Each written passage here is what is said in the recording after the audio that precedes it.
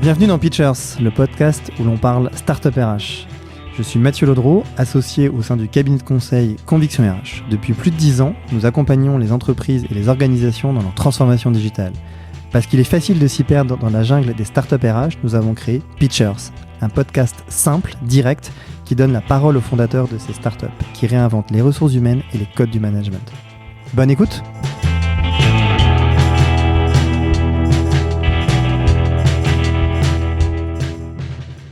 Bonjour, aujourd'hui je reçois Alexandre Grenier de Workello. Bonjour Alexandre. Bonjour Mathieu.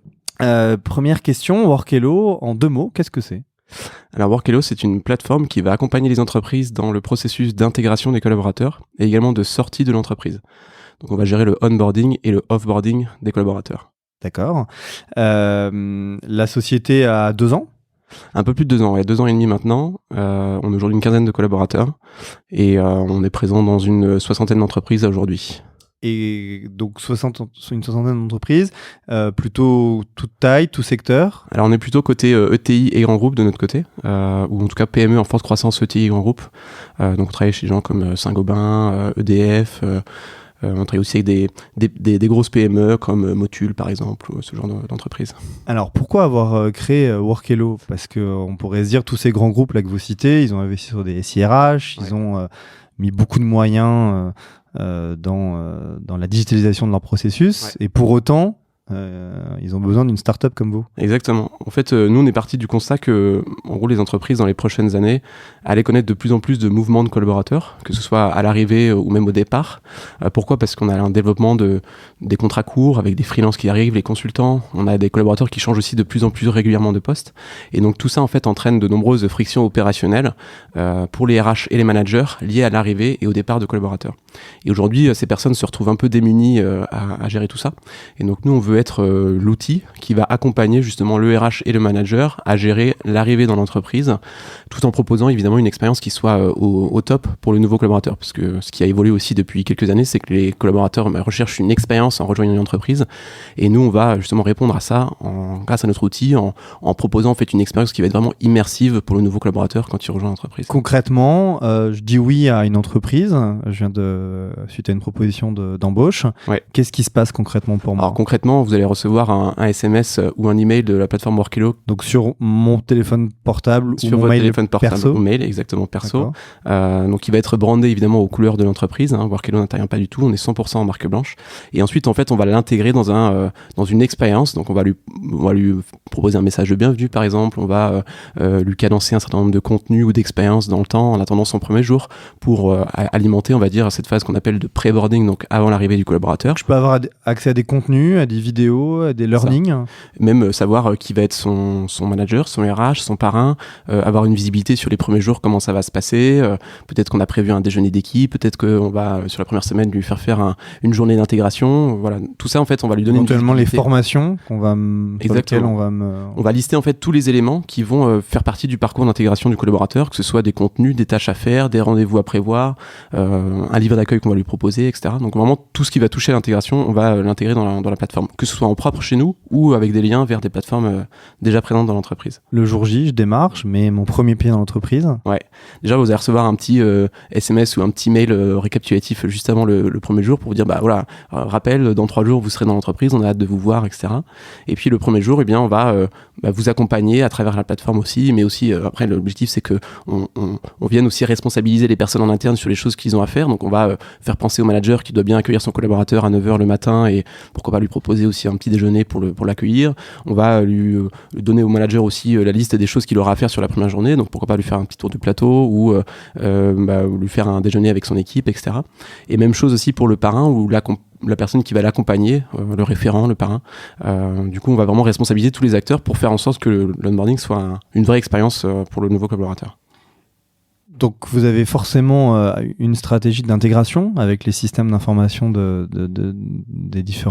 vos différents clients, puisque vous captez finalement beaucoup d'informations et tous les systèmes d'information en ont besoin, donc vous pouvez pas être standalone dans votre Alors, dans on a à votre peu près approche. un tiers de nos clients qui sont en standalone quand même. D'accord. Donc du coup, on arrive à avoir un usage de la plateforme qui se fait sans connexion particulière avec le SIRA. D'accord.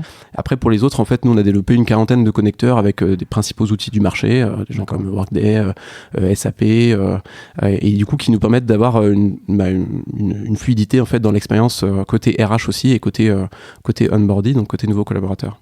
D'accord.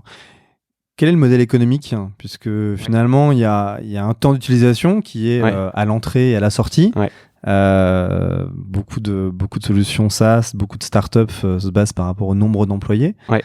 Alors nous, en fait, on va traiter donc le onboarding, mais pour nous, le onboarding, c'est à la fois à l'arrivée, mais c'est aussi lorsqu'on est en mobilité interne. Donc, par exemple, quand on change de poste, quand on change de localisation, du coup, on va devoir repasser par un parcours d'intégration, on va devoir rencontrer une équipe, on va devoir se remettre à niveau sur un certain nombre de sujets.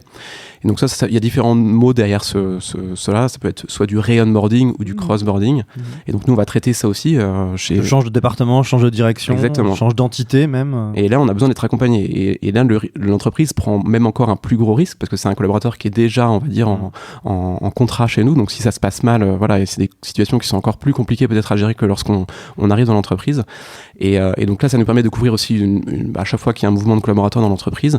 Et ensuite, après, on va parler du départ du collaborateur de l'entreprise. Et donc sur chacune de ces étapes-là, pour nous, c'est un crédit qu'on va utiliser sur notre plateforme. Et donc on va facturer au crédit justement qui est réalisé. D'accord, donc vous êtes vraiment dans une valeur de l'usage qui est au plus proche finalement de l'expérience que vous promettez en fait. Exactement. D'accord. Et la sortie, concrètement, là c'est moins fun comme expérience. C'est moins fun, il y a plein de cas d'usage différents. L'objectif, en fait, le point de départ, ça a été, il y avait plusieurs constats de la part de nos clients. Le premier constat, c'est que, en fait, opérationnellement, il y avait beaucoup de choses qui n'étaient pas géré ou réglé au moment du départ du collaborateur. Ça arrivait que le collaborateur partait et qu'il avait encore accès à son badge ou qu'il avait encore un certain nombre de documents qui n'avaient pas été transmis. Donc là, en fait, opérationnellement, même chose que sur l'onboarding, il y a pas mal de choses à gérer entre les différentes parties. Et donc nous, on va être l'outil qui va gérer justement toute cette gestion opérationnelle du collaborateur. Après, ça c'est une question que j'aime bien poser moi de mon côté, c'est aujourd'hui si une entreprise, sur les 100 dernières personnes qui sont parties d'entreprise, est-ce que vous sauriez me dire sur les statistiques de pour quelles raisons les collaborateurs sont partis? Et en général, il y a très peu de réponses à ce sujet-là. Et donc nous, on va être l'outil justement. L'entretien de départ est pas forcément systématique. Voilà, c'est ça. Et puis c'est pas forcément gardé, en tout cas dans l'entreprise. Mémorisé. Et puis il n'y a pas une vision un peu hélicoptère qui permet d'avoir un rendu de tout ça. Et nous, on est convaincus que justement capter ces signaux-là, ces éléments-là, nous permettront après potentiellement aussi de réinjecter tout ça dans l'onboarding pour faire en sorte que l'expérience collaborateur soit au top dès l'arrivée et qu'on apprenne, pourquoi pas, des collaborateurs qui sont partis de l'entreprise. Alors, il y a une question qui pour moi était importante, c'est la notion d'intelligence artificielle.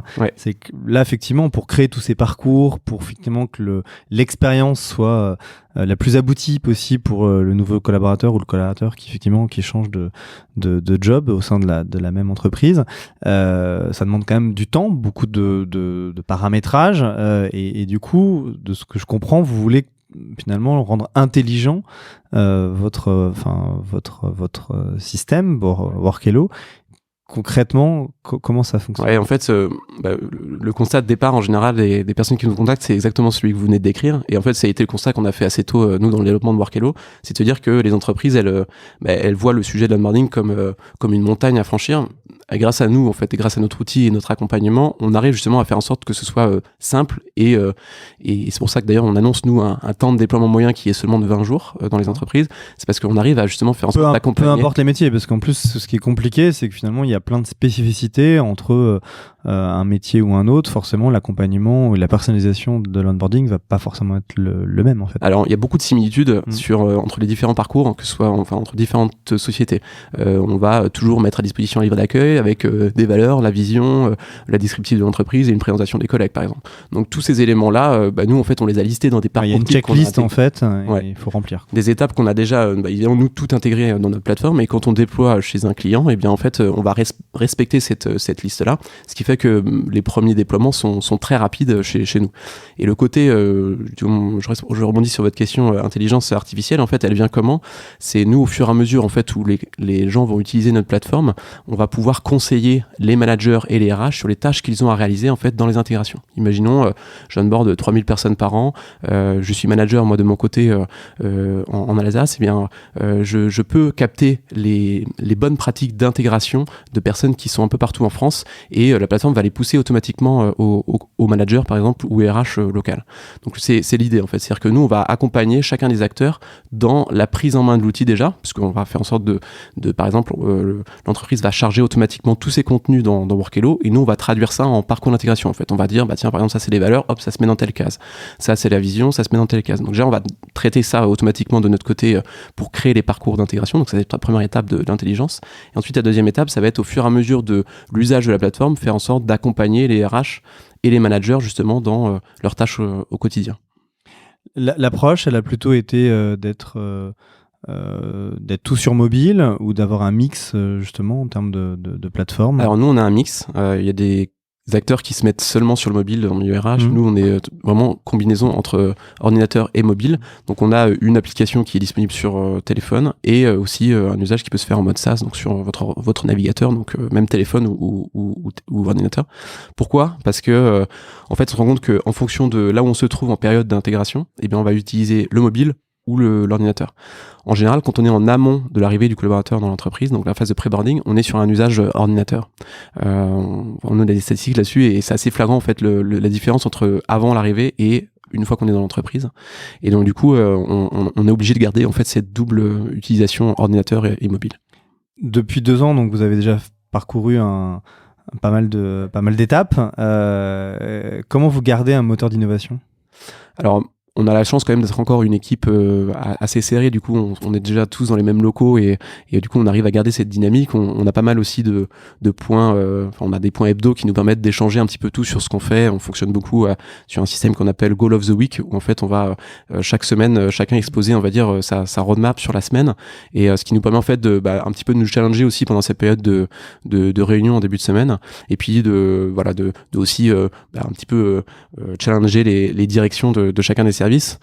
C'est aussi ce que cherchent les collaborateurs qui nous rejoignent, c'est un petit peu aussi de participer à l'aventure, et donc du coup même des personnes qui sont au commercial chez nous, elles ont aussi leur mot à dire sur la vision produit, etc. Donc voilà, du coup c'est ce qui permet de garder aussi un peu d'innovation. Pas de cloisonnement dans les équipes. Ouais, c'est ça, pas de cloisonnement. Et puis après on a pas mal aussi on organise par exemple des Workelo Days, on en a fait 2 pour l'instant, qui nous permettent de collecter un petit peu des feedbacks. On a aussi un club utilisateur qui nous suit, donc oui c'est des choses qu'on se doit de garder pour être toujours plus innovant sur le marché.